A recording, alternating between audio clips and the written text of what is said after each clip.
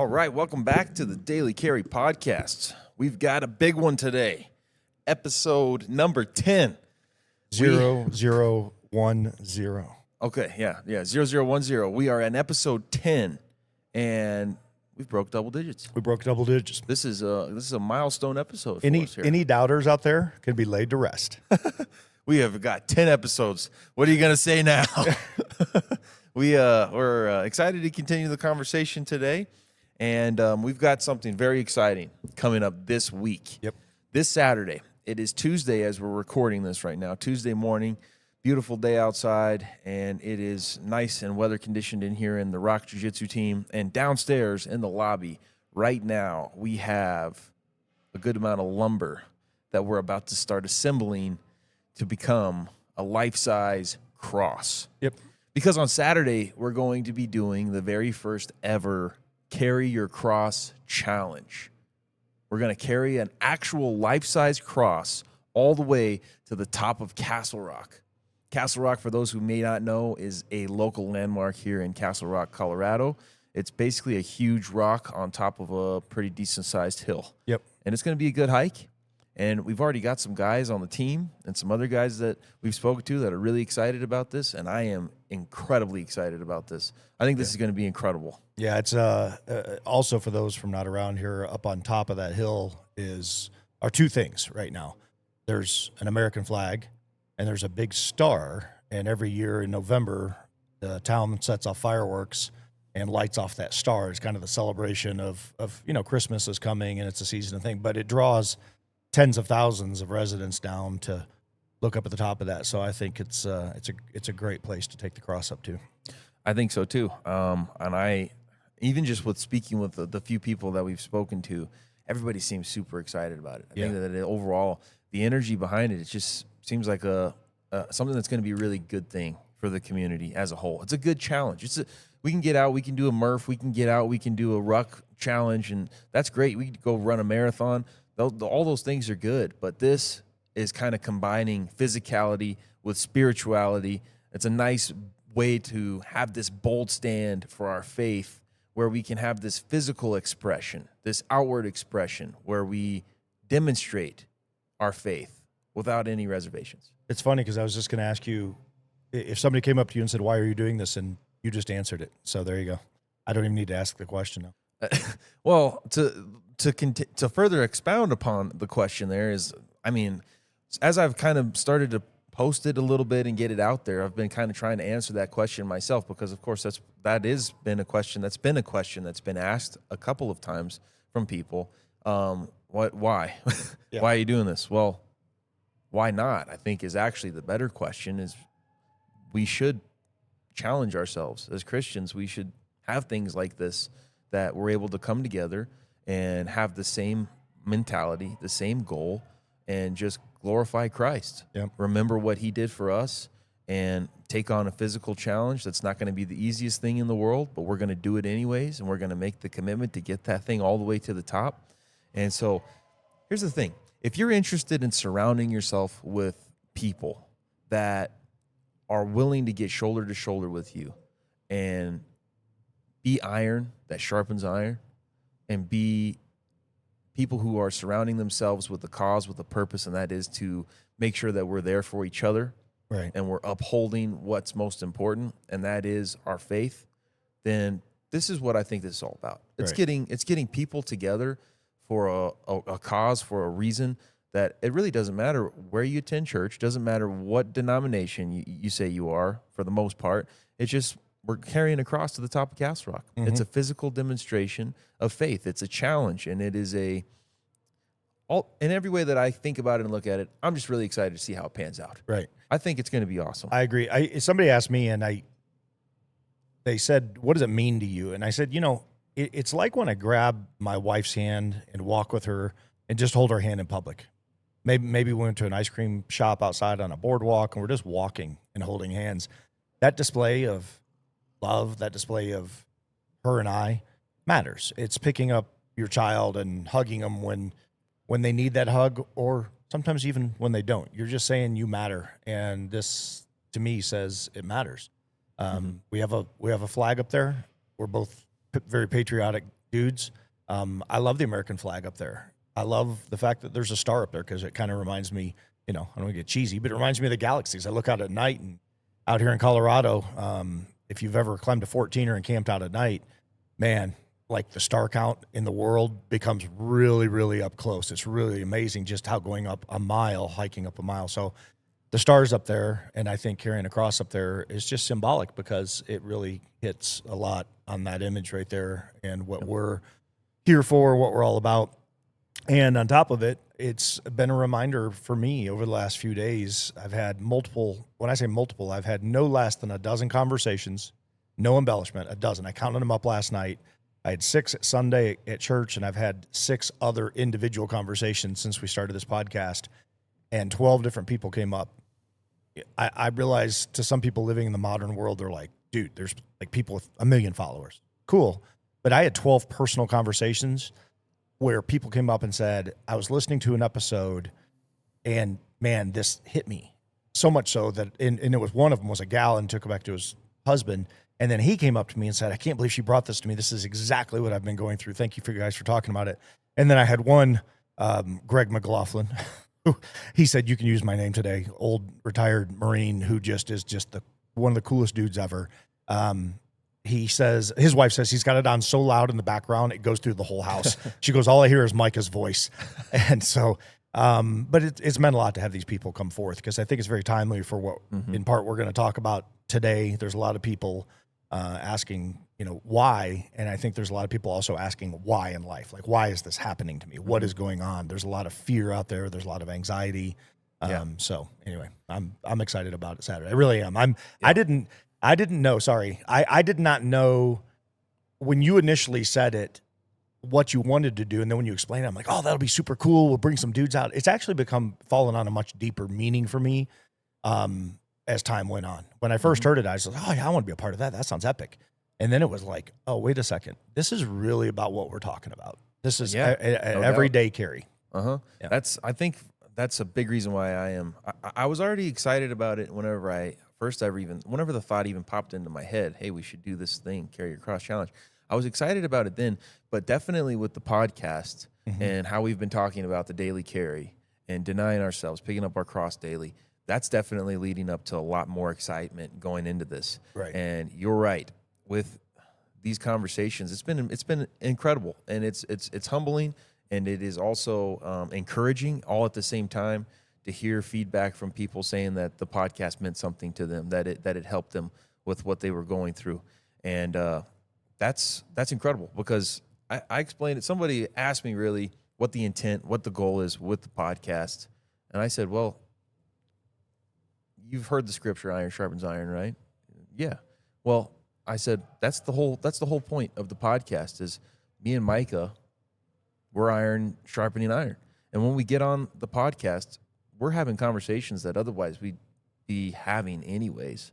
We just decided to get some cameras rolling and some microphones recording because we have these in-depth conversations to be that iron for each other that's sharpening each other. Right.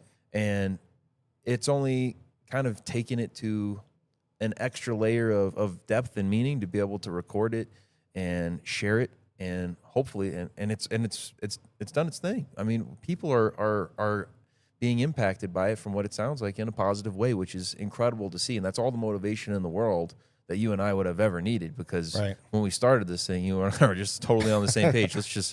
We're having good talks. Let's just have good talks and record it and just put it out there. Yeah. But with all that and with the excitement of that, it has definitely brought some momentum to the Carry Your Cross Challenge. Right. I'm very excited about it because it's going to bring people together to do exactly what we've been talking about on this podcast in a literal way, in a physical way. Because whenever we read that scripture, deny yourself, pick up your cross, carry it daily, most people know we're talking about that in a spiritual sense. We're talking about that in a way that is, yes, you have a physical way to externalize it, but it's not as literal as actually picking up a cross. Sure. A lot of it is metaphorical, even though it will actually overlap into, okay, we don't do these things, we do these things. We deny ourselves, we carry this even though it's hard, we live this way. But in this Carry Your Cross Challenge, we're kind of being able to mend the gap between anybody who's ever had any issues with wondering, okay, well, what does this really mean to carry your cross? Well, we can start here. Yeah. We can start in a literal challenge. We're going to have a 10-foot tall cross that we're all going to be sharing the weight, sharing the load, carrying, getting it all the way to the very top of Castle Rock. And I really just, this is the first one, but my expectation is that I really think this is going to be something that's very edifying and very encouraging and uplifting. By the time we get it up there, I just think that there's going to have been this bond, not by us just putting in the work together. That's a part of it, sure. But there's going to be this bond that I really think that as we're hiking that thing up there, it's going to be beyond us. I really think we're going to feel it as we're doing it. Amen. It's one of those things that I really believe in that. I agree. For everybody that just tuned back in, I did a full wardrobe change while you were over there talking.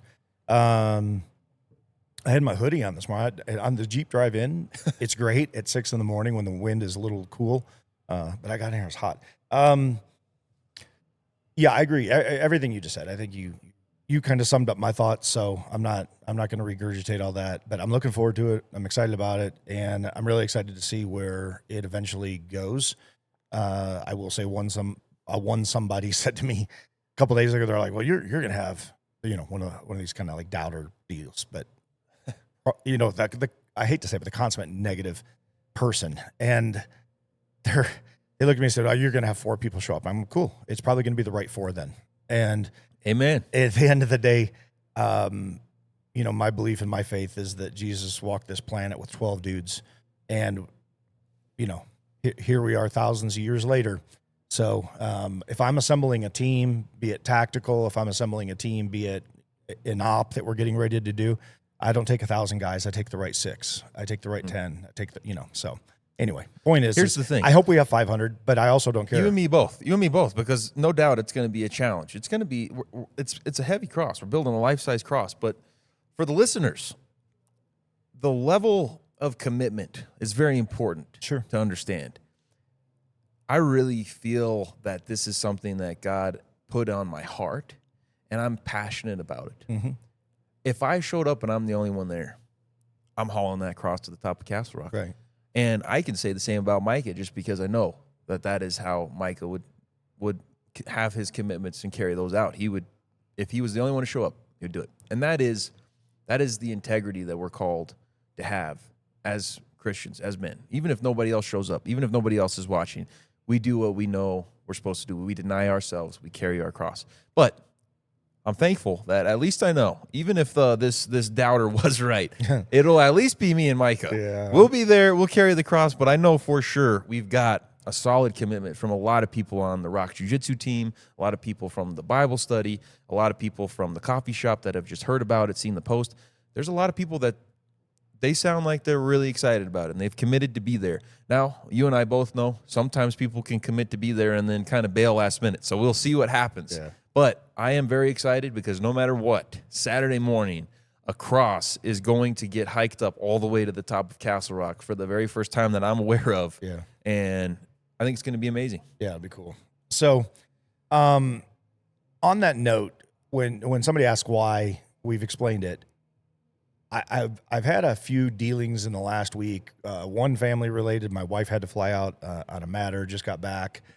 One of the things I wanted to brush up on, and I think it kind of will tie a little bit of everything we've talked about coming into this together today. So I wrote a note, and this came mostly from yesterday, but a little bit over the weekend. I wrote down and said, stress causes anxiety. Anxiety causes fear. Fear causes doubt. Doubt can turn to depression. And then I wrote a little triangle underneath it. And once you're in that mode of depression, you can live there. It eventually can drive you right over the edge to something horrific, or you can recover. And in that recovery, it starts obviously with faith and then the people you surround yourself with. And once you come out of that, it then requires discipline. So stress goes to anxiety, anxiety to fear, fear to doubt, doubt to depression. You got 3 choices at that point in time. If you choose to come out of it, which I would hope everybody does, it comes down to faith, your circle of friends, and then discipline. Not motivation, discipline. And I wanted to just chat that up a little bit today because I just know a lot of people going through stuff. You and I had a conversation yesterday about some some pivot points in life and some things going on, our own personal, life and or business stressors, the things that you and I face. And it just seems to be a season of life where my wife summed it up best this morning at 5:15 when she looked at me and she said, and my wife is the opposite of the person I talked about earlier. My wife's man, she beams in every room she walks into. Jana is the consummate professional that carries the weight of the world in no way visibly. She is amazing. Like every room she just brightens. One of the things that draws so many people in. So 5:15 this morning, she looks over at me and she said, I would just like right now in this moment, not because everything's bad, I would just like to be able to have that circle that I can lean into, have my faith and get my discipline back on track because it's been a tough weekend. I've been married 31 years. Jana's never said that before. So that was a powerful statement. That tells me that her season of life, maybe I've not protected enough, or maybe I've not been there enough.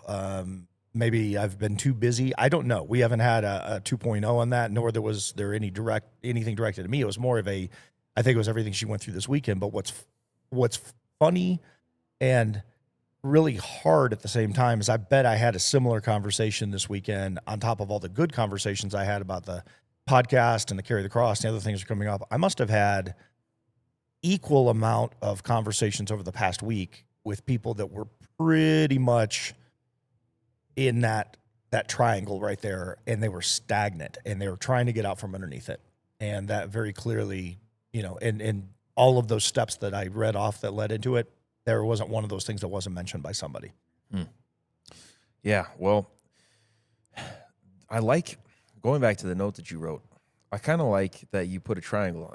I don't know that you gave context. Maybe you did and I just didn't understand, but you put a triangle. I like that because here's the thing. We hear a lot about circles and like cycles, which whenever you hear cycle, you kind of think about a circle. But whenever I think of this, what you just explained, the kind of the format of what leads to depression, right? What leads to these ruts that we just get stuck in life.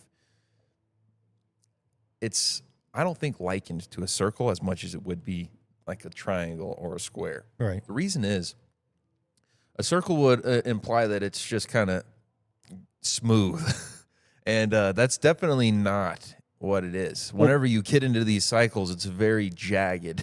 And what we're talking about, getting shoulder to shoulder and having iron to sharpen iron, thing is, if you get stuck in a rut, and we've talked about it before, we're not going to leave somebody in the foxhole. Right. We're going to try to pull them out, and we're going to do everything we can to help each other. But I've been there. You've been there. Everybody listening, we've been there at some point or another. Maybe you are there. And, I've had seasons, and I am still. It's not like I'm out of the woods with everything that I have to stress about in life. I've got a lot on my shoulders that I carry every day, and still just learning how to carry and how to do it with my best foot forward. And with that comes the weight, the stress, the anxiety, which that's the first thing that was on your list there as we're going over the cues that kind of lead down that path to where you can get into this rut of depression.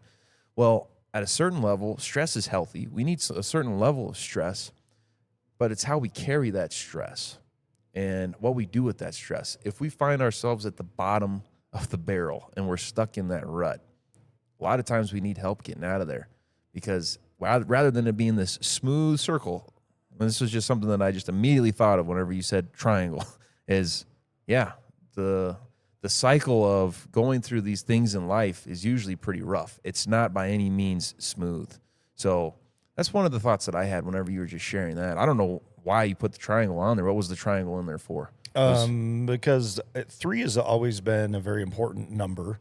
A triangle delineates a point that you can go to. A circle, to me, is applicable with certain things that there's a cycle of things that happen. But a circle indicates to me, if I'm you just said it, if I'm at the bottom of the barrel. Well, the bottom of a barrel is a circle.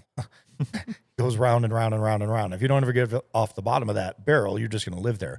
So the triangle delineates a point, and you can go to the point of living in it and staying there. You can go to the point of I'm diving off the other end and everything in the world just stops, or you can go to recovery. And There may be a fourth point. I don't know. I've always looked at depression through that lens. There's a lot of people that live with stress. There's a lot of people that live with anxiety. But once you start going down that pathway of fear and you get kind of paralyzed, or you become catatonic, if you will, because you don't know what to do. And you can see it in a millisecond. So we talk about that in the OODA loop. You observe, orient, decide, act. Well, when something's happening in front of you, you have a split second to make a decision, be it a car coming at you head on, or be it you're walking on a sidewalk and, a car runs up on the sidewalk.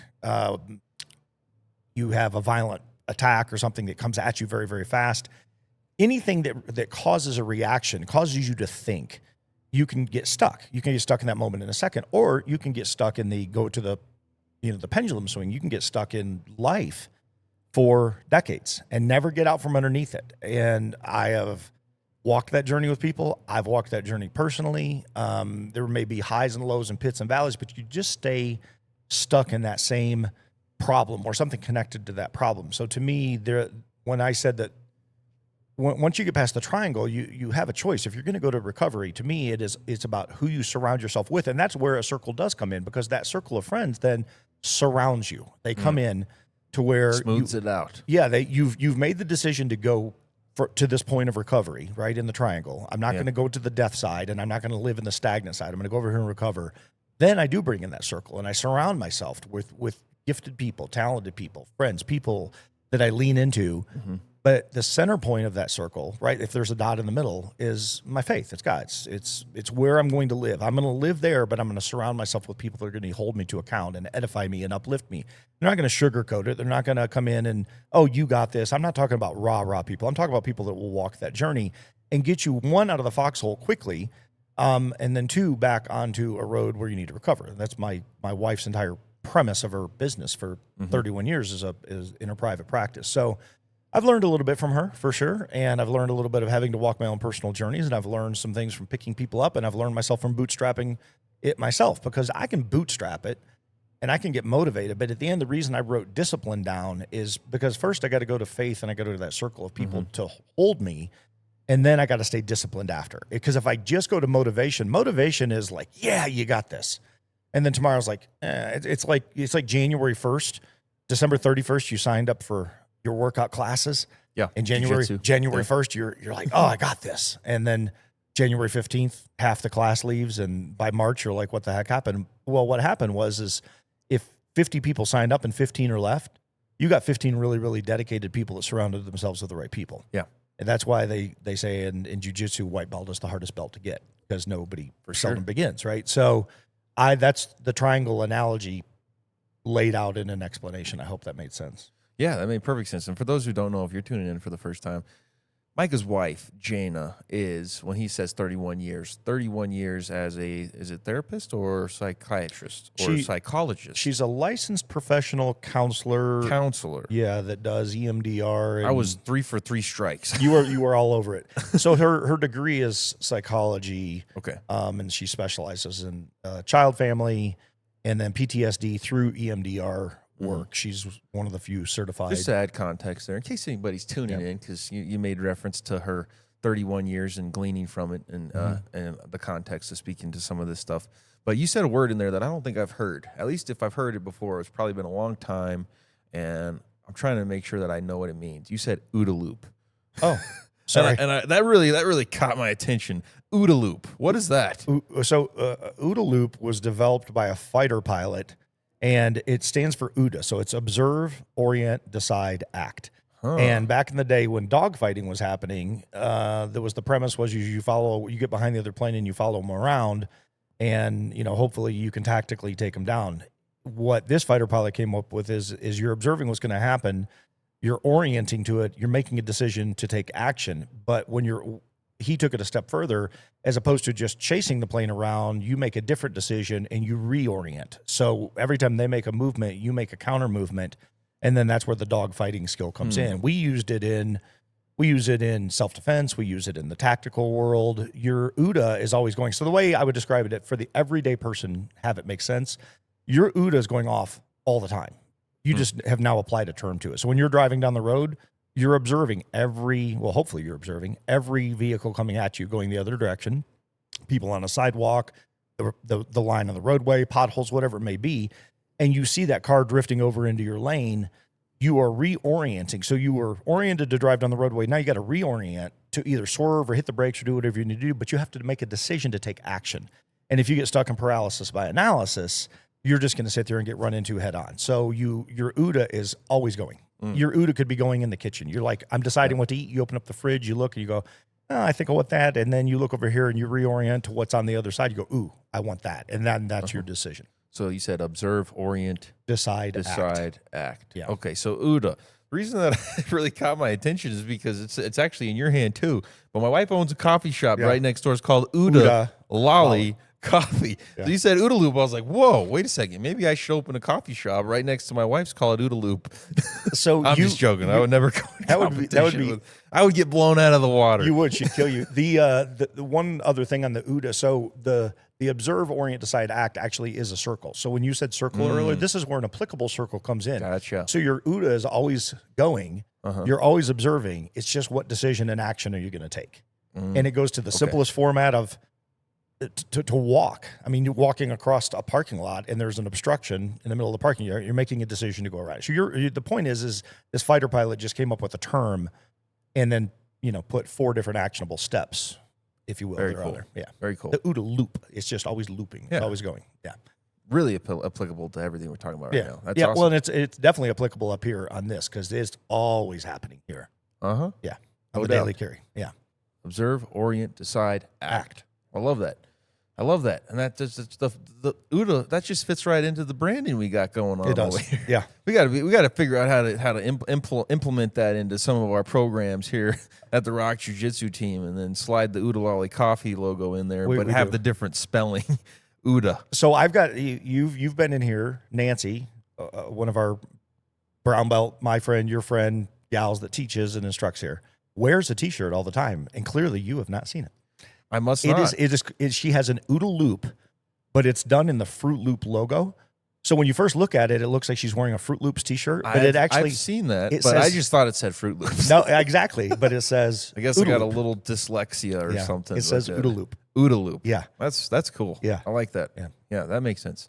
So what we're talking about with getting stuck in some of these ruts, there's actually a study that we went through in the Bible study that we do at the coffee shop that we went through. This would have been probably over a year ago, maybe even 2 years ago. We've been doing the Bible study for 2.5 years. We actually started in our house because we were dragging our feet on it. We wanted to do it as soon as we opened the coffee shop. It's my wife's coffee shop. For those who don't know, we started in like this really little coffee hut. There was no like seating space inside. But when we first started, it was awesome. The very first day, the entire ordeal is very, very much prayed over, very intention based as far as being a faith based business. It's always been a part of our mission to take prayer requests from the community and make sure that they're prayed over, make sure that they have a place to come and be plugged into a community. My wife's done an amazing job at that. But we didn't really have a space with the first shop that we had to be able to sit down and have a Bible study. So we've just been, since day one, we've been telling people, hey, we're building a coffee shop and we're going to start having Bible studies there. But in the meantime, hey, come through. If you have any prayer requests, you ever need anything, come talk to us. The very first day when we opened the little coffee shop in the parking lot adjacent to us here, I mean, a couple of prayer circles throughout the day just broke out, like just at random, just people just circling up and praying. And it was amazing. It was really, you could feel that there was definitely something different about the way that the coffee shop was being put together. It was with a greater purpose than just selling coffee. Sure. And so that's always been a huge, that is the bedrock. That is the mission. That is the mission of the coffee shop, has been to be something more, to be a place. If somebody maybe doesn't ever make it inside of church doors, at least they've maybe been able to go into a coffee shop that's really been prayed over and being ran in a faith-based way, to where they can come in and maybe they can feel the peace of God. They can feel the presence of God. Well, I would say that to say this. The coffee shop, we started the Bible study finally after we opened, but we had lots of delays with getting it open. So we started in our house because we were just feeling like it was time. We got to stop making excuses, and we got to have this Bible study now. We can't keep waiting. So we started doing it at our house while we were going through delays, building the entire coffee shop out. And so we started that, and we moved into the coffee shop whenever we finally were able to. But The reason that I'm bringing all that up is because me and my wife were just talking the other day when we were looking back. It was just blowing us away that it has been 2.5 years of faithfully hosting Bible studies. Mm-hmm. Started in our home, moved to the coffee shop, 2.5 years. So we've gone over all kinds of studies. We've as much as it has been a blessing to everybody else, it's been a huge blessing to my wife, to myself, because when we're going through these studies, you just always glean from it, no matter what, whether you're teaching or whether you're receiving, you're always receiving. So one of the Bible studies that we went through was from Craig Groeschel. He's a very well-known minister. Yep. And his was that was a Bible study that was really about reframing your mind. I'm trying to remember the exact title, but it was, it's very much, it's scientific combined with faith, combined with the Bible. And it's talking about the actual neuroscience of how our brain works, how neural pathways are dug out like ruts. Like if you drive the same road every day and let's just say we're on a dirt road for a second. We drive that same road every day. Well, what happens? Ruts start to get dug. Yeah. But then we deviate from that path and we start driving a different path. Well, then new ruts are going to be driven, right? So that was likened to, this is the same way that our mind works. The more that we continued on thinking in a certain way, the more likely we are to continue thinking that way and take on that character, take on that person. And so he has this entire pathway, this entire step-by-step process in the book laid out so perfectly of changing our thought process, changing our mind, changing the way that we think, and that really changes who we are. That changes how we live our life day to day. And it just starts by some of the smaller things. It's not like you just change everything all at once. That never works, right? It's these little challenges that you just lay out for yourself to help you start to kick into the right gear, help you start going down the right path. And then over time, as these things compound, then you're a completely different person. But it's really well known. And I know it's been talked about in even other podcasts. It's been talked about on Joe Rogan. He's had some experts on there. The more that you are negative, the more negativity that you bring on, the more likely it is that you're going to have a life that's just filled with negativity and upsets. Mm-hmm. But as you break free from that mindset and you become more positive, you think more positively, you're more optimistic, then usually good things follow that. And it's all to do with your mindset. Whenever we take that concept, but we supercharge it with faith, the result is incredible. I've seen it. I've done my best, and many times, even in the ups and downs, to live it. And I can definitely say that my own personal testimony is whenever you live that way, whenever you continue to live that way, you can look back over the years and say, wow, there's no doubt God has really shown up, and it's undeniable. Yeah. But there's always going to be those challenges, you know? There is, and you hit on something that I don't know who said it, but it's 5% circumstance and 95% attitude. Attitude is the single greatest important thing to this person that wrote it. It's a fascinating statement because if you stop and think about it, there's very few things in life that will actually just stop you dead in your tracks, stymie you, paralyze you, and not allow you to move forth. So if life is 5% circumstance and 95% attitude, which I think is actually probably pretty spot on and pretty applicable across the board, it goes back to everything that you just said. You guys have had the right attitude. You got after it, and whatever trials and tribulations you hit, what came out of the other side of it was a better attitude. And it also goes back to the show me your friends will show you your future analogy. Same thing applies. You surround yourself with certain things, you're only going to go in pretty much that direction. And that is proven over and over and over. So, you know, I brought up the whole, again, stress turns into an anxiety turns into fear turns into doubt. You start doubting yourself. You get into these ruts that you spoke of a second ago. And it's near impossible to get out if you don't have that right attitude. So the 5% of the circumstance, I put a video out yesterday from COVID 5 years ago. And it was interesting because somebody sent it to me and they said, hey, do you remember making this video? And I was like, oh, vaguely.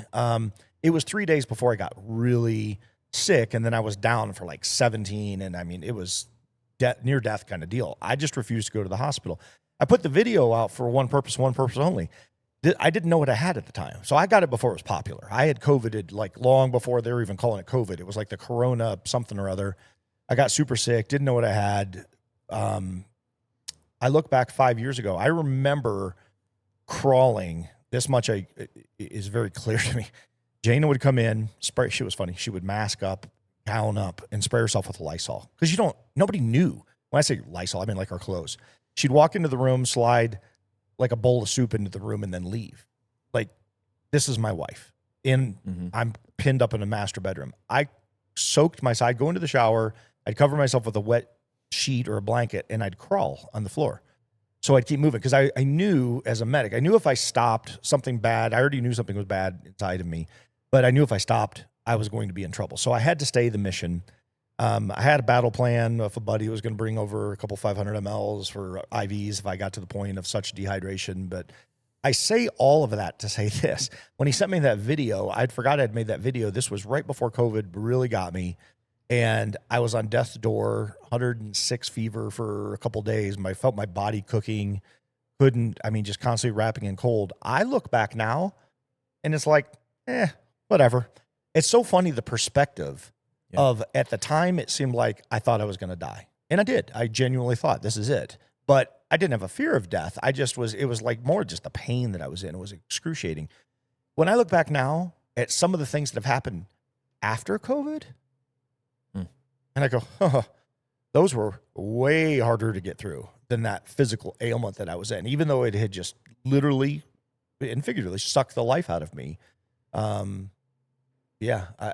got, the point is you can get stuck there. So I battled through it. I'm like, I'm going to beat this. I put videos like, I'm going to defeat this thing. I don't know what it is. I don't know what I've got, but I'm going to defeat it. And then when I realized what it was, and I saw all these people going to the hospital dying on respirators, I'm like, pound sand on that. I'm not going anywhere. If I die, I'm dying in my bedroom. And made it through, came out the other side. I look back now, again, at some of the things that we've been through, and I go, man, those feel bigger. Is it bigger because I'm in the time frame that we're going through them now and I have perspective looking back, or were they actually bigger? I still think it comes down to the attitude. Yeah, no doubt. 100%. Kind of a little bit off the cuff, off topic a little bit. You were talking about COVID. I'm curious, whenever you got COVID and you got really sick, do you remember if there was a period of time whenever you got it and you kind of just tried to push through it, like maybe kind of tried to keep working out, kind of tried to stay active? That's what the video actually was me. So I was out hitting a bag in the garage, and the whole video was made of, I don't know what I got going on right now, but I was out on the bag and I was working the bag for typically 3-minute round. I was 30 seconds in and I was exhausted, but I'm like, I got to keep going. So my whole COVID battle actually was a battle to keep going. It wasn't, I didn't lay around. I literally, when I say I crawled, I mean, I crawled kind of in a figure 8 in our master bedroom, bathroom, tile floor, under cold blankets. I was so baking inside. I just kept soaking the blankets. And when I'd take them off of me, they were hot and I would get a new cold blanket. And so it was a will to keep going and keep moving. And there was a different depth that I got to. Yeah. Yeah. It was I'm amazing. just asking because, so my experience with it was usually like any other time that I've ever been sick, I can just kind of push through it. I can kind of stay active, keep working out, and I'm fine. It just goes away. This one, though, whenever I got COVID, I tried to keep working out and stay active, and it's just like it put me on my butt. Sure. And I've heard that's pretty common with like a lot of people, is for whatever reason, it's like that sickness in specific is you try to push through it, it can literally kill you. But if you just kind of sit, let it run its course, let your body fight it, then you're probably going to have better results with letting your body kind of fight it more naturally while you're kind of being a little more sedentary and kind of just letting it do its thing.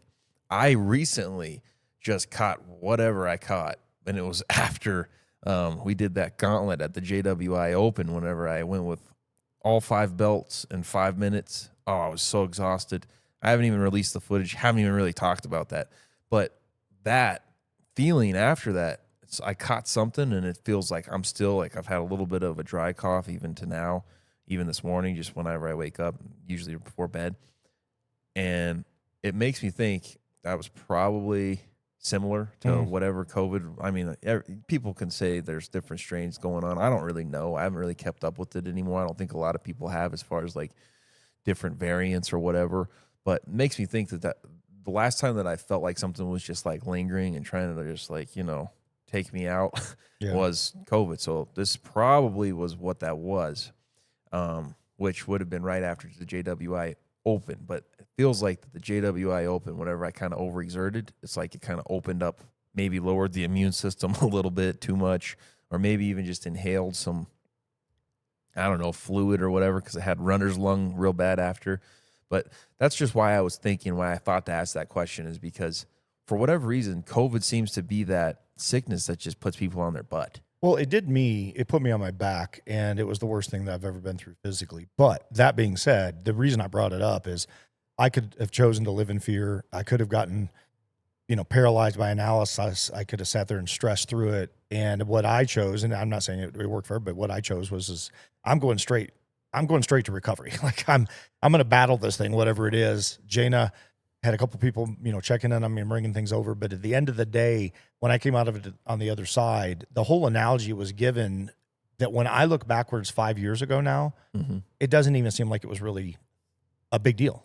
And at the time, it felt like my whole world was ending. I mean, my eyelids hurt, my hair hurt, my fingernails hurt. Everything was like on a 10 scale was like a 9.5. I've never been in such pain in my life. Never had a lung issue. Didn't have a breathing issue. It was super weird. And so mine was all pain, and the county did a study. I mean, I had to go in and do and here's a weird byproduct, and then I'm going to get away from this, but I actually have fuzzy vision. Like, so when I read up close, I wear readers. It actually, for about 30 days after COVID, I had crystal clear 20/20 vision. It was super strange. And that's why they did the study. They said, because it was at the time, nobody knew anything. So everybody was fascinated by these findings. So I was just using it as a point of, sometimes you got to bootstrap it. Sometimes you got to fight. And when you get knocked on your butt, it's like you can sit there, and COVID is different. I get it. It's an illness, but had my buddy not sent this to me yesterday, we wouldn't be talking about this. I didn't even really remember the video. I just know that at the end of the day, if you don't surround yourself with the right people, and in that case, my wife and a couple friends got me through, you're going to have a really hard time. If you're not into your faith, you're going to have a really hard time. And I had a lot of faith going on at that point in time. And again, it wasn't a fear of death. It was I don't want to go out this way. Like I don't want this to be my last stride, but if it's going to be, I'm going to fight it. So, I sit here today, and what is it? Is it 16th today? Today is the 15th. 15th. So we're in the middle of the month, and I had a lot of conversations this past week, as I alluded to, with people that are just, and this has been ongoing, by the way. This isn't just this past week. This has been a season of life, post-COVID, ironically, where I think a lot of folks, they stayed home from work, and there's a lot of things that are happening in the job shift and the election, and there's a lot of waywardness and wokeness. And I think people are tired. I think they're frustrated, and I think they've settled into a lot of anxiety, a lot of fear, a lot of stress. They don't know where things are going. We alluded to this in a podcast the other day.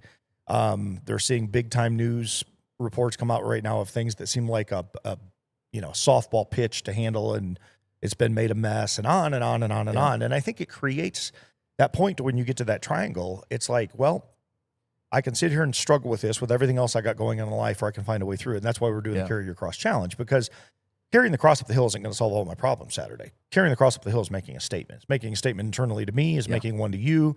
It's a brothership. It's a discipleship. It's making a statement to other people. There's going to be people that are going to think it's awesome. There's going to be people who think that we've lost our minds. I don't care either way. Or we wouldn't be talking about it on open air for the entire world to hear. I don't live in reservation. I'm the same guy on Friday that I am on Sunday morning. So I'm going to be the same guy on the podcast too. I don't shift.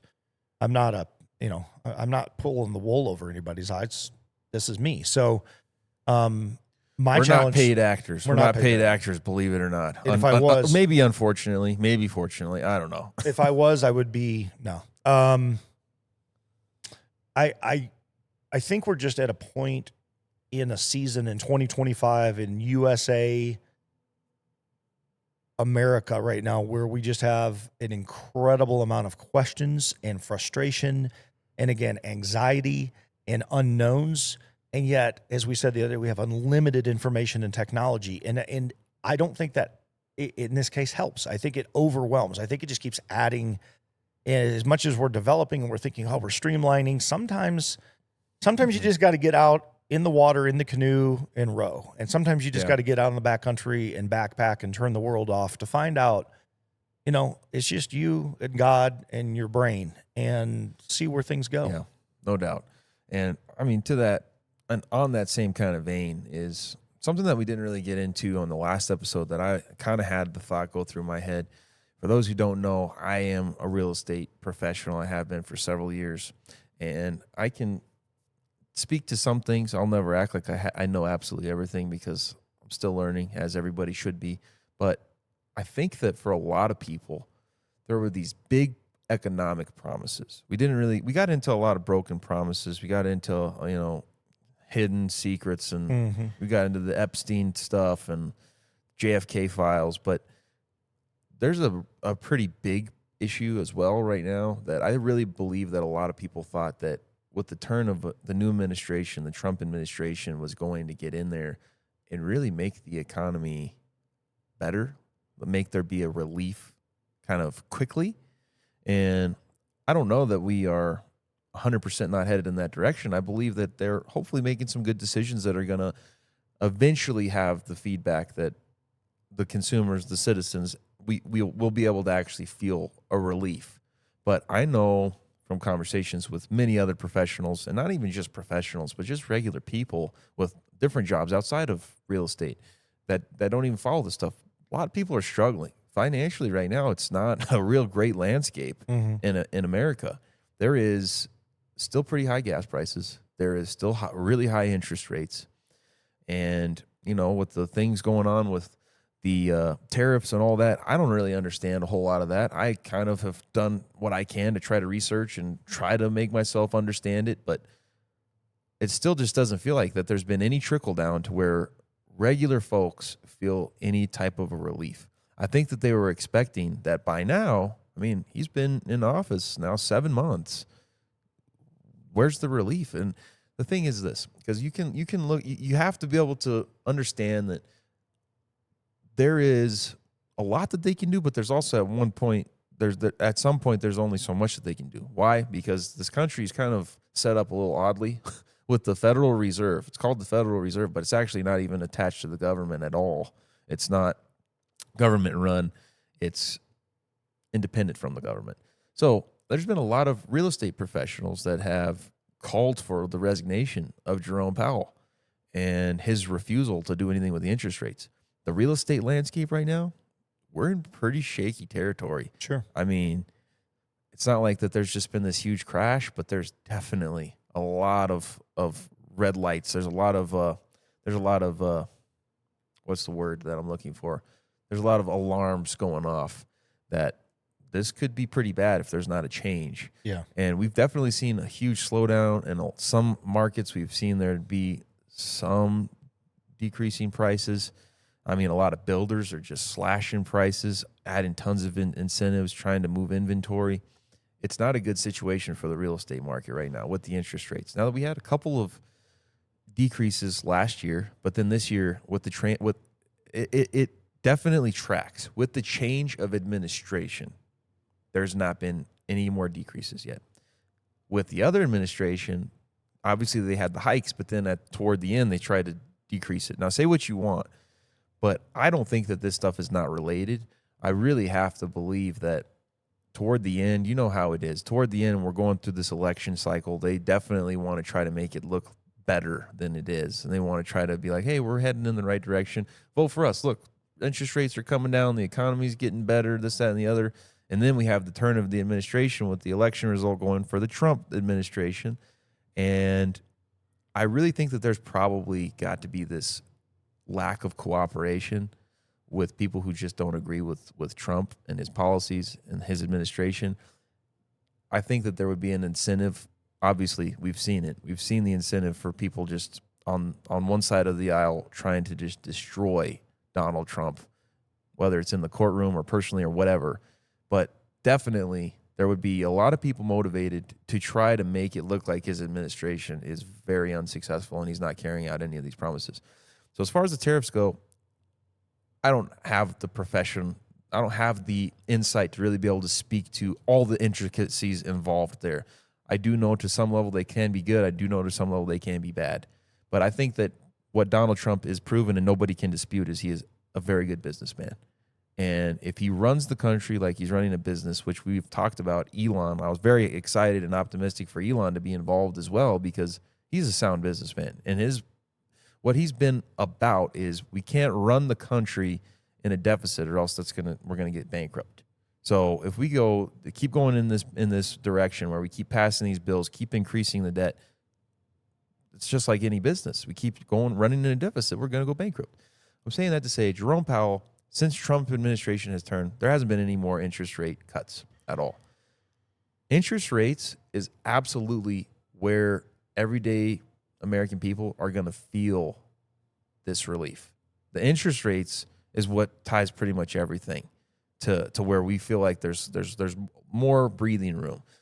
Houses are more affordable, car loans are more affordable, and whatever your stance is on debt, whatever that is. But here's the thing, even at the highest levels, whenever there is more attainable debt, then it makes people who are running businesses, even if they're smaller businesses, bigger businesses, they've got employees that they're going to have more freedom to say, okay, hey, we're going to give some bonuses. We're operating in a good place here. Our debt's being serviced to where we've got more cash flow and we've got more profit. So we're able to take better care of our employees, make better care of our staff.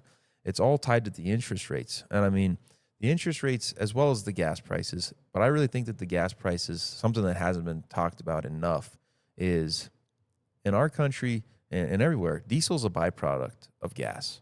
Whenever you make gasoline, diesel is just like this extra that's just left over.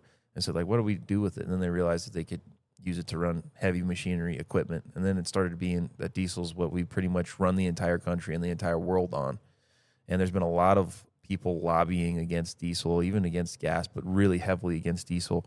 But as we become less energy sufficient and we start importing more gas, more diesel from other countries, well, for other countries that run on diesel. So why do you think that whenever we start increasing gas prices, we start not having our own oil plants? Diesel actually gets way more expensive than gas because other countries running on diesel, the world's running on diesel. So they don't want to sell their diesel to us. They're using their diesel. So when we import it in, the gas prices shoot up, the diesel prices shoot up. What do you think is going to happen? Of course, inflation is going to go crazy because the semis that are delivering every single one of our groceries, and then you go back before that, the groceries that are being farmed, all that equipment, that heavy machinery on the farms, it's all being run by diesel. As diesel prices increase, of course, everything's going to have to increase because the transportation, the labor, everything to get products and what we need to survive is being provided by diesel. So I think that my long-winded rant here is that I think that people were expecting interest rates and gas prices, diesel prices to have been decreased by now. And just doesn't feel like that there's been enough movement at all in the right direction for there to really be any feeling of relief for regular folks. I think it drives to the point of the kind of the, I don't know, that was the subject line today, but when I brought up the fear and the stress and the anxiety, I think it adds to it, right? I mean, at the end of the day, the end user, to your point, is going to feel it. The guy I went to the store last night, I bought a gallon of milk. I feel it. I bought gas yesterday. I feel it. You're always going to have emotion connected back to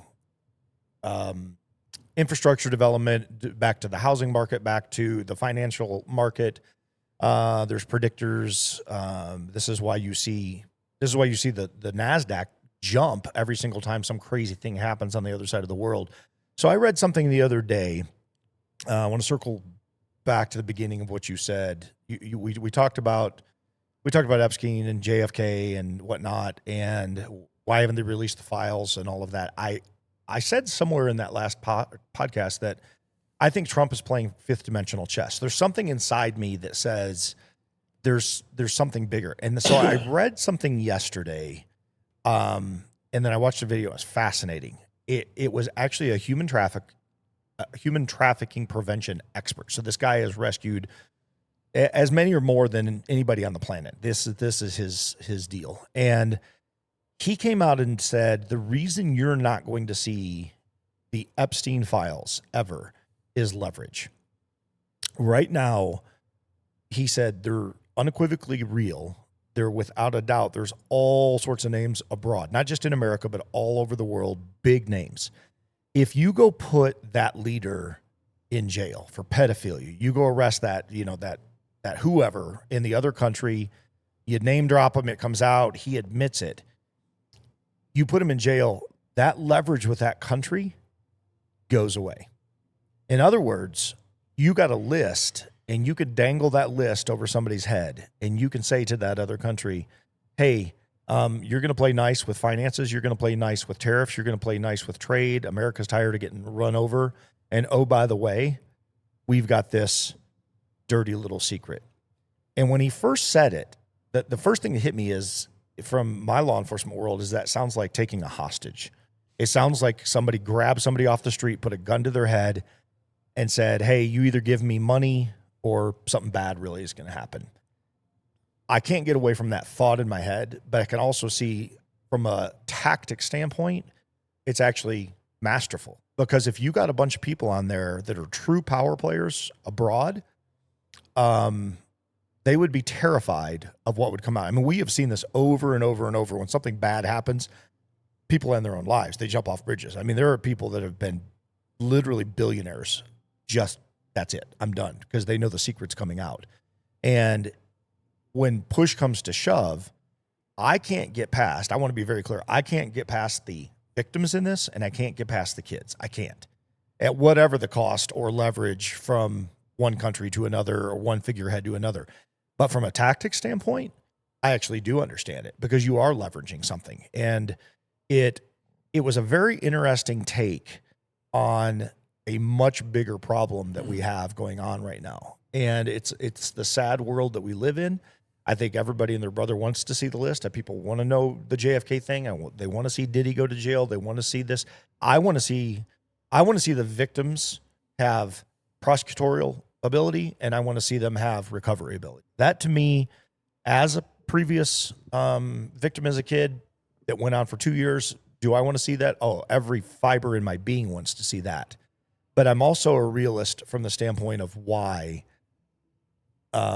there's a potential of leverage. And at the end of the day, leverage is way important.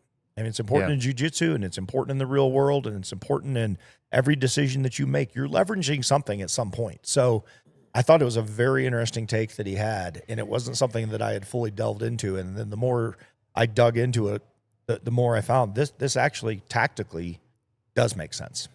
Yeah, I mean, I can understand that, and I'm probably naive for being in this way of thinking because, unfortunately, this is just not the way that the world works. But for me, I think that ideally what would happen is you don't worry about that leverage. You worry about the right thing. Oh, of course. The right thing. I mean, you can argue that the right thing is to look out for the country, America first, and that this is going to benefit us economically, whatever.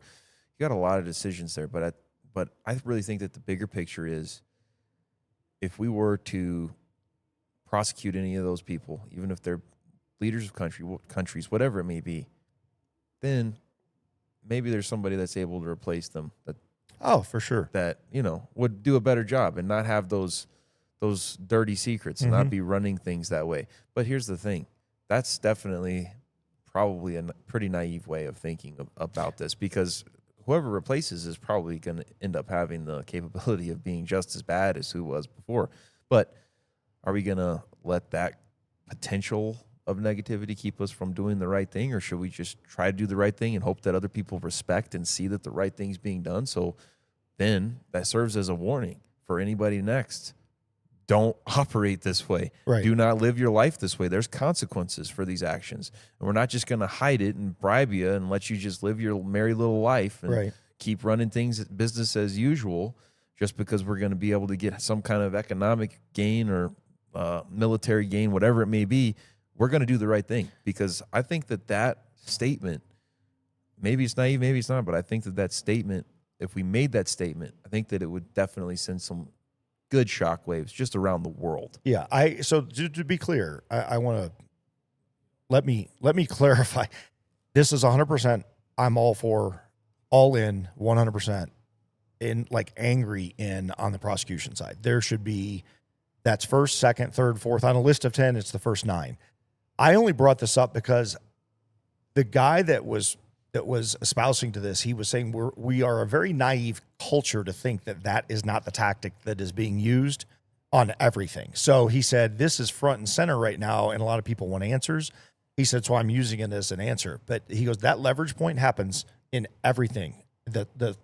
Every business decision that is made by a Fortune 100, Fortune 50 company is how much leverage can we do for how much gain that we're going to get out of it. He says, so don't get lost in thinking that is not going to be done at the highest levels at a tremendous risk and loss to the victims and to the children that may never have a name, may never have their day in court, may never have somebody go to jail. He goes, do not be naive to it.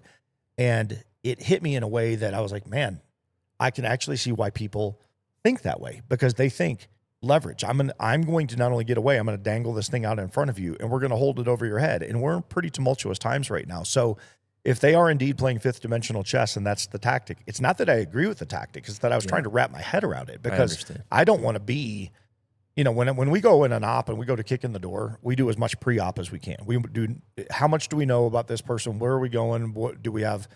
The internals of the house, whatever it may be. Before we breach something and go in and get it, we want to know what we're dealing with to the best of our ability. Now, the game plan can change in a millisecond, but I want to know as I walk in. And we're going to leverage our ability, one, to keep them safe and to keep us safe. The goal is to take that person to jail. The goal is not to go in the door and have that person go down, self-inflicted or otherwise. So we might have a distraction. We might have a flashbang. We might do different things that disorient that person that allow us to safely go in, get that person, bring them out, and then to take them to justice. I think that's just a simple example of what we've got going on right now. I think there's a lot of flashbangs being thrown in a lot of directions right now. And the average person, you and I, paying for gas, paying for milk, if we're not invested in all those things, or we don't follow all those things, or we don't understand it at that level, I think there's people playing chess. The sad part is they're dangling human lives as the carrot at the end of the stick. That's the part that ticks me off. If that is indeed the case, that's the part. It doesn't just tick me off. I could come through this microphone right now, crawl through the interweb, and come out and grab some people. I mean, it hits me that hard. But I got to be a realist. I've got to be, I got to hope that there's powers to be out there. They're going to hold people to account eventually. But I'm with you. I think the names, if you came out and you dropped them, you went after them, that message could be set very clear as well, as much more than just straight leverage. But I'm trying to wrap my head around where this stuff comes from. I just think that in majority of every case where there's wrongdoing, if there's no consequence, there will be no correction. Sure. There will be no correction. I think that that's a really good principle for life. If there's no consequence, I mean, if you're raising a kid and there's no consequence for him, you're going to get run over, and there's not going to be any correction. So if there was consequence and it was really being very seriously prosecuted and people were being thrown in jail left and right, think about the different way that it would make the world operate. Think about what would happen if people publicly saw consequences for this. I have to think that there would be much less. People would be a lot more fearful to get involved with anything. Well, that's what people voted for, Jared. I mean, we talked about it in the last episode. It's exactly what everybody voted for. They were tired of playing the game. They were tired of the non-binary, the wokeness. We've done this test drive for several years. It's silly, it's stupid, it's dumb. We're doing all the analogies, but you said it's evil. I agreed with you. It's intentional. We've put actionable steps at the end of it. If you don't follow suit, you can be charged. I mean, we've talked this thing through. Yeah. On a much grander scale right now, that's what people voted for. We're seeing, and that's where people, I think, are frustrated, is we're seeing promises made and statements done. So for what it's worth, I replayed his speech from the halls, all 535 watch. I replayed it last night, and I listened to it because I knew we were going to talk today. I didn't know this was going to come up, but I'm bringing it up. I went down each of his talking points. Dude, that was a great speech. That was actually a really, really good speech. And if it's just a speech with a few actions at the end, you're going to have some really mad Americans. If that speech was crashing and banging and we're coming through and we're doing all of this stuff, and you accomplish, say the 80-20 rule applies, you accomplish 80% of it, you don't get to the other 20, but you tried, people will be pretty happy. But right now it's a 20-80. It's the reverse. And when he came out the other day and doubled down on why are we talking about Epstein? This is dumb. I took it as an insult to the victims. I didn't take it as, that to me just said, you guys don't matter over here. That's no different than Hillary back in the day talking about Benghazi. What difference does it make now? Well, I'll tell you what difference it makes. It makes a ton of difference to the people that were there. It makes a ton of difference to the people that went over and saved that embassy, essentially. It makes a ton of difference to the American people that want to know that while on your watch, it mattered to you. So the attitude of what difference does it make, that's what I heard Trump say the other day.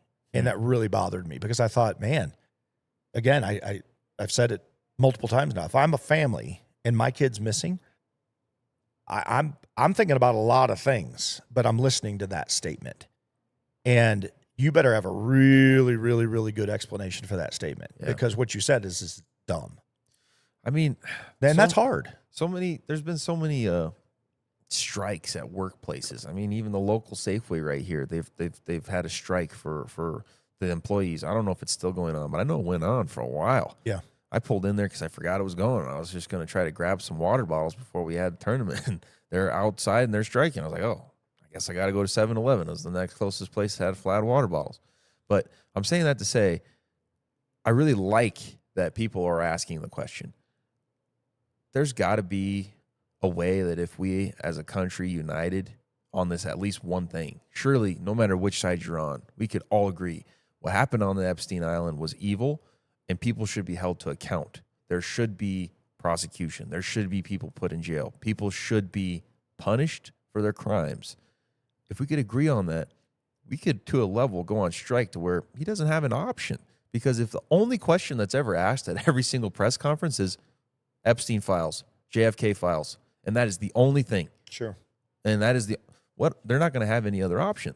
If they continue to just be able to operate and move on business as usual, then eventually it's probably going to get phased out, fizzled out. People are going to still have the question in the back of their heads and want to know, but then it's just going to be the same thing as the JFK files have been for years, where they kind of just moved on. Even though Trump broke his promise in the last election, people still voted him into office.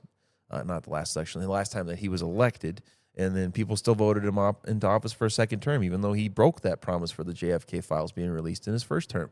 So people just kind of quickly forgot about that. But now with it being the JFK files and the Epstein files, I have to imagine if we all united in that front and every question that was ever asked, any press release, anything, everything was centered, tell us the truth about Epstein and JFK files. I get it. Everybody has other things, other concerns. We have other questions. But if we made it a point to rally behind that and get the truth, what other choice would they have? Sure. I don't think that they would have a choice. Well, and if you flip it to the other side of the aisle, what have we all been browbeat with over the last 4 years is trans and woke. And when you just keep coming at it and coming at it and coming at it, eventually people just succumb to it. To your point, if you kept coming at it from that angle, hopefully they succumb to it and they answer the question. So I go back to this list that I made, and using the analogy you just gave in the take on the Epstein files and all the things that we've talked about this before, what does it cause? It causes stress.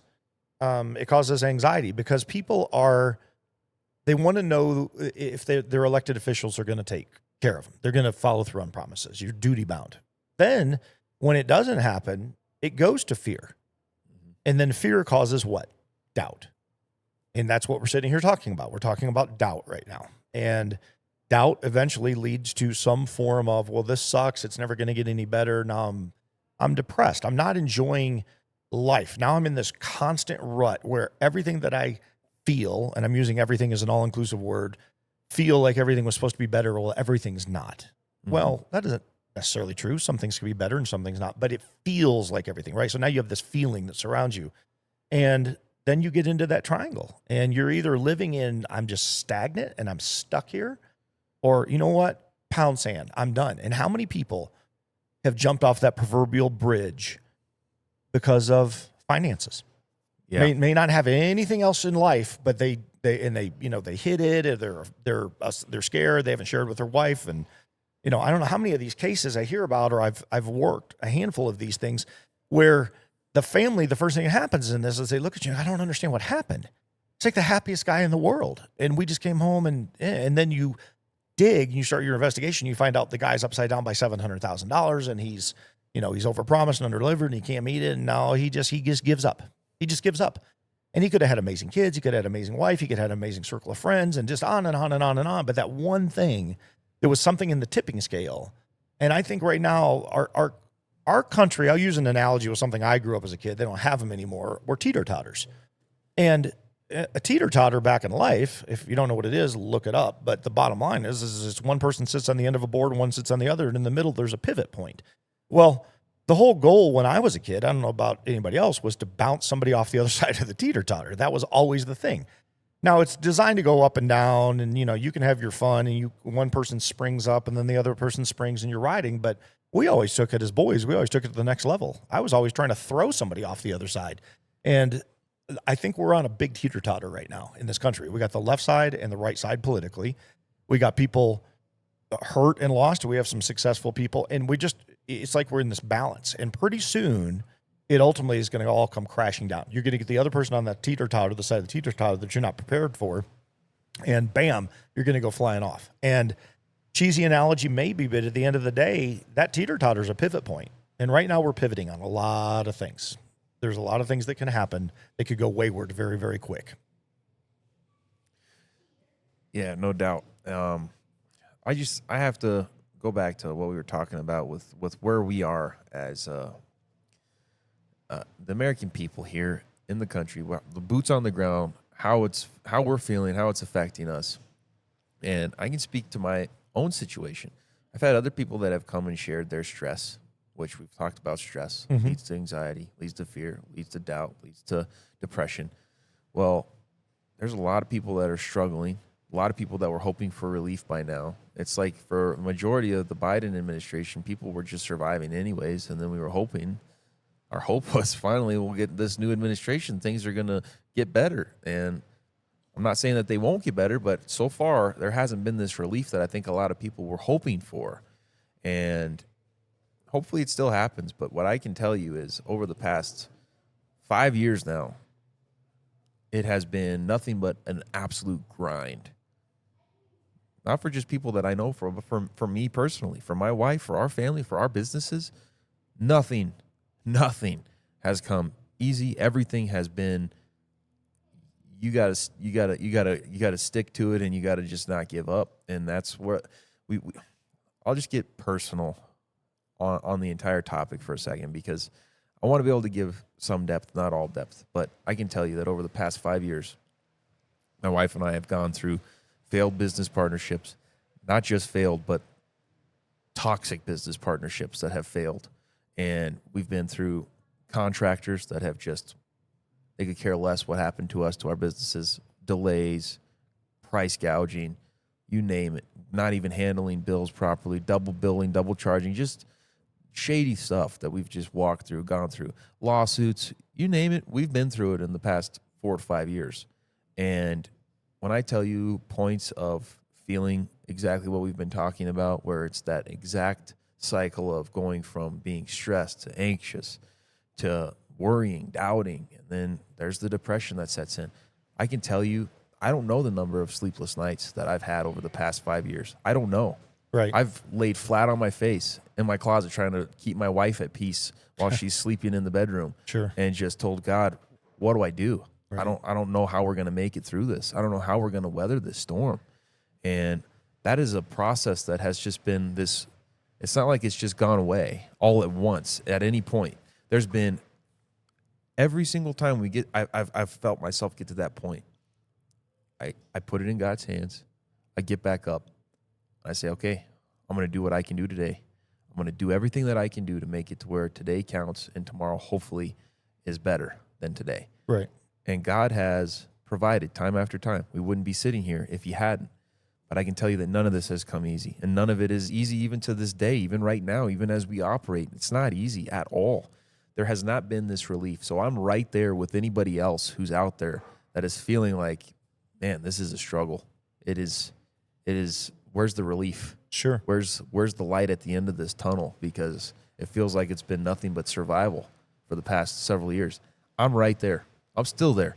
I am very much anticipating and hoping for better economic times in this country. I'm hoping for some relief there. I'm hoping for some relief financially. I'm hoping for some relief with the business where we don't have to have so much pressure as far as worrying about how we're going to make all of our expenses every month and make sure that we're doing everything to the best of our ability to be able to make sure that we are able to expand and all this. It's been a stress. It's been a grind that otherwise, if there was better economic climate in the country, it probably would be I don't want to say easier, because the hard work is supposed to be there. We're supposed to work hard. It's not supposed to be easy, and I'm not trying to say that. But if there wasn't this pressure and this stress to the extent that there has been, I have to feel like that there would at least be this sense of, well, now we have a lot more energy and clarity to be able to focus on other things that matter, to be able to really give our 100% to not having to feel like we have this huge, heavy weight, but now that weight can be shifted to something else where we carry a different weight that helps bring us to another place where we are still working hard, but there's less of that stress, less of that anxiety. And it's a constant battle. And I can speak to exactly what you just wrote down on that list, what we've referenced several times on this episode so far. So I've been there. I've been there. And I still go through exactly that list. And if it wasn't for the right people around me, if it wasn't for my faith, and if it wasn't for exactly what I've talked about, in all of this, the past 2.5 years, because I say 5 years, but the past 2.5 years specifically has been the hardest past 2.5 years. That's really where the majority of the weight, the stress, the things that have gone wrong, the twists and the turns, they've come over the past 2.5 years. And the Bible study that we started doing, if it wasn't for that, there's no doubt that has been something for me that has kept us grounded. Every study that we've gone through, the study that we went through with Craig Rochelle, I remember the name. It was called Winning the War in Your Mind. Incredible study that we went through. But the first study we went through was called Life's Healing Choices. And that was, I think his name is John Baker.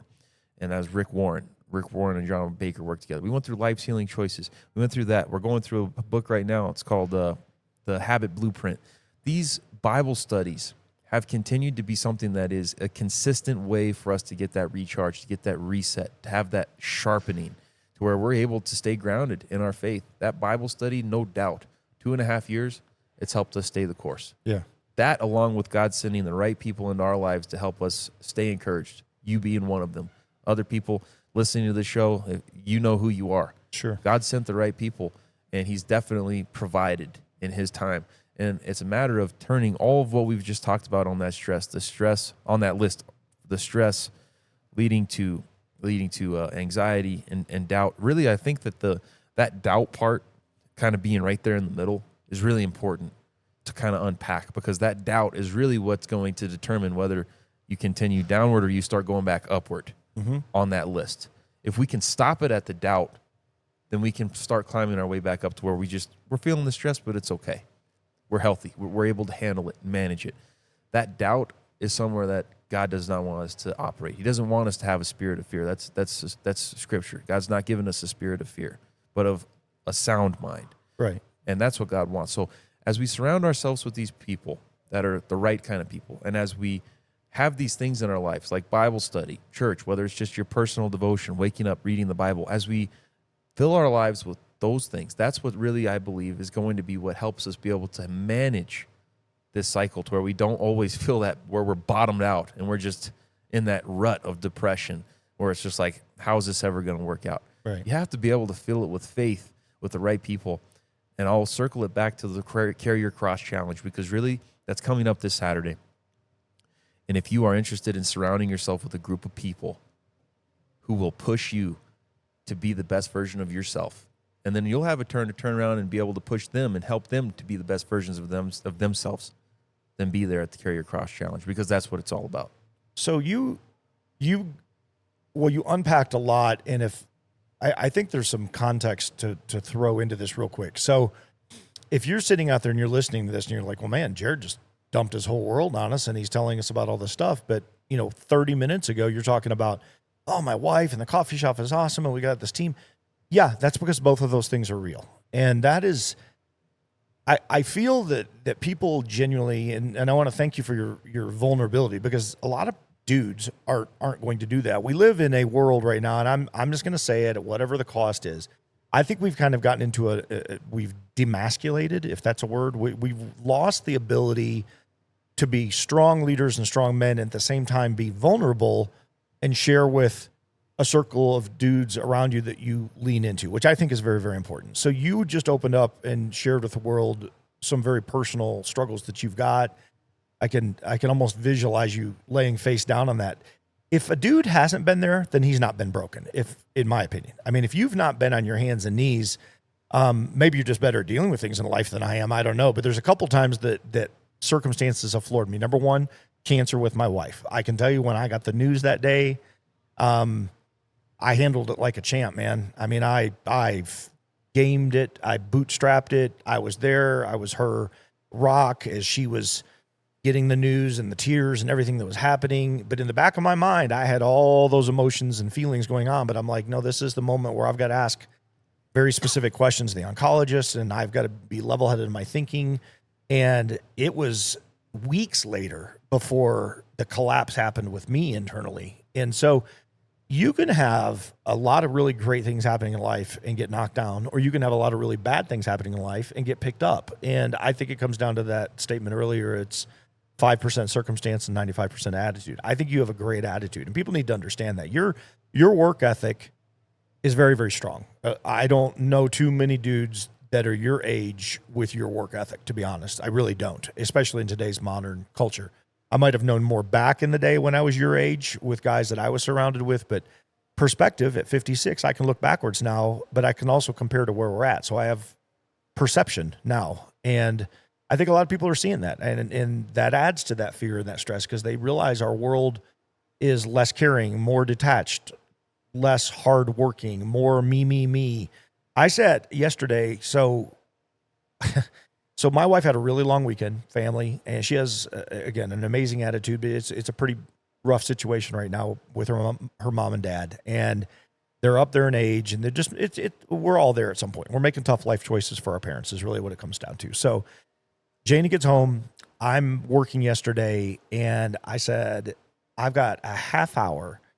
You go to the pool and just float on a floaty for a half hour, 45 minutes. I got to get back, but I just want to check in on you. I want you to know I'm here. I'll sit next to you.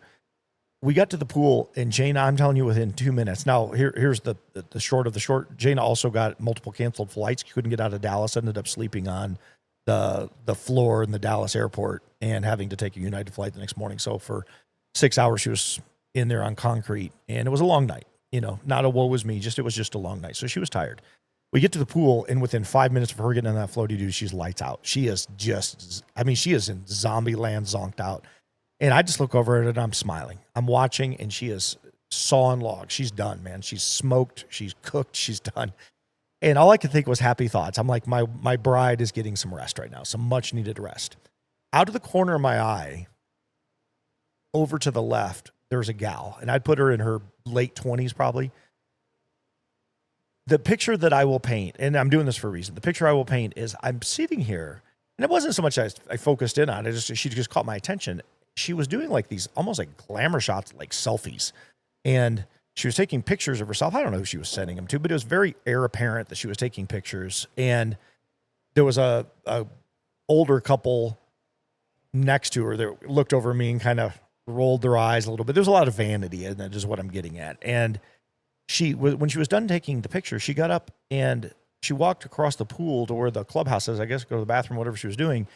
And immediately her attitude went from these smiles and these pictures to this very sad demeanor is the only way I could describe it. Just everything about her body language looked very sunk. And I don't know, this is all assumptive at this point in time. I don't know her, never seen her before, probably never see her again. It hit me that whatever she was putting out there to the world or taking pictures of and sending out did not appear to be the attitude she had when she was walking across the pool. Now, maybe she was bootstrapping it. Maybe she was faking. I don't know. I share that only to say this. I think we have a lot of people right now. I saw it on social media the other day, and I think it's just getting really negative. We got a lot of people out there that you live a life one way that the world sees on social media, and then you live behind the scenes, behind your own doors, sometimes a very different way when the world is weighing on you. And what you just put out to the world is very important. I don't know if this gal was putting her reality out to the world yesterday, but it looked like she had two totally different worlds going on to me. And one was one that she was trying to impress upon the world, and the other one was what I got to see when she set the phone down, because she had no idea that anybody was paying attention. And I sit here and watch what you and listen to what you just said. That's really important, I think, for people to understand. Yeah, you got a lot going on here, and you got some tremendous successes, but you've also got some heartache. But you're making the choice to not live in the troubled times and the struggle times. You're making the choice to surround yourself with the right people and keep advancing forward. And right now, that's been my topics of conversation with dudes more over the last couple of years than any other topic of conversation. So I think it's really important for people to understand. Yeah, you've developed and created something here that we've talked about, and it is amazing. And at the exact same time, there is a real time struggle that any small business owner knows worth their salt. It can be hard. And right now you're going through some pretty tough times and some hard challenges. And so, I've got your back, other guys have got your back, but this is what Carry Your Cross is all about. This is what the Daily Carry is all about. To me, it's not Jared whining. It's Jared who's going through something right now. This is the same Jared who's also, the flip side is also there for everybody all the time. Teaching the classes, there, smile on his face, constantly checking in on people. I watched you do it multiple times yesterday when the kids were leaving the kids' summer camp here. Just checking in on the kids, checking in on the parents, making sure everything's good. So I just think it's important to have context that there is a reality to that point where you get into that doubt. You can start self-doubting. I'm very, very grateful for the man that you are, because while you might have some doubts in life, you're also smart enough to surround yourself with the right people, lean into your faith, and get out from underneath these. And I think people need to hear that that's a strategy. There's an intentionality behind that, and that's really important. I completely agree. And as we're coming to a close, that's the entire point of even me mentioning and sharing anything of what I've gone through, what I am going through, the stresses that I deal with, is because I don't ever want to appear as some person that's not able to be relatable, because I've been there and I've done that. And anybody listening, anybody out there, I want you to know, if you're struggling, you're not alone. I know what it's like to struggle. Micah knows what it's like to struggle. It's a lot easier whenever you know that there's other people that are struggling with you, right? And they care. Yeah. And that's what that's what this podcast is about. That's what this Carry Your Cross Challenge is about. We're going to get up there. We're going to struggle a little bit together, and we're going to make it happen. Yep. So this Saturday, Carry Your Cross Challenge at the Rock Park, 9 a.m. We're going to be there, and we're gonna haul that thing up there. And what a beautiful way to, I think, really bring this episode to a close. Yep. So with that, we'll let you close us out. All right, man. Father God, thank you for this opportunity to share today. We've kind of been a little bit all over, but with the central theme of life is tough, and it does add stress and anxiety and depth. Some people deal with it, some people don't, but we're here. We're guys that are open, our hearts, our homes, our businesses for people to come into, and we'll walk alongside. We'll do our best to edify and carry that cross with you. Just not just metaphorically, but literally. I ask that you just be with all of us right now as we go through, just the day-to-days, the highs, the lows, the ins, the outs. We should always keep our focus and our eyes on you, regardless of what we're going through. And that to me is ultimately what the Daily Carry is about, is where we're carrying across, how we're carrying across, what we're doing every single day. So it is in your precious name we pray with this. Amen. Amen. All right, bro. Episode 10 in the books. Episode 11, we're coming for you.